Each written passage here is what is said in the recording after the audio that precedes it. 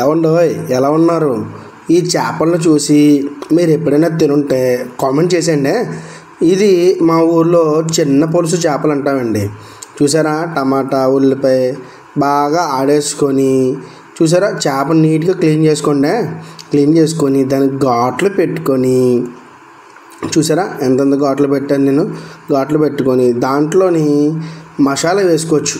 ఏమేమి మసాలా నేను చెప్తానో చూడండి. అల్లం వెల్లుల్లి పేస్ట్ వేయండి.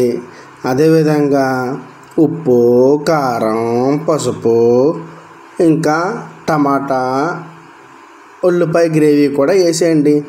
వేసేసి బాగా కలిపేసుకోండి. చూసారా నేను వేసాను, చూసారా అలా మీరు వేసుకోండి. వేసుకున్న తర్వాత బాగా కలిపేసుకోండి. బాగా కలుపుకొని మ్యారినేట్ చేసుకోండి. చూసారా అలాగా కోసినటువంటి చేపల్లోకి మసాలా వెళ్ళిపోవాలండి. మసాలా వెళ్ళిన తర్వాత నీట్గా పచ్చిమిరకాయలు, కరివేపాకు వేసుకొని వేడిగా ఉన్నటువంటి పెనంలోని అబ్బబ్బబ్బబ్బా చూసారా ఎలాగేసాను. అలాగే నేనైతే 3 చేపలు ఫ్రై చేశాను. మీరు కూడా ఎన్ని చేపలు అయితే అని చేయండి.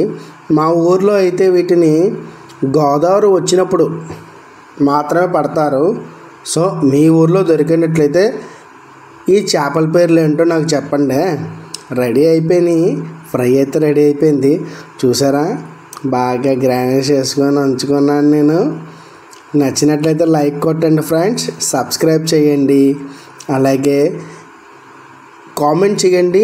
Thank you so much for watching.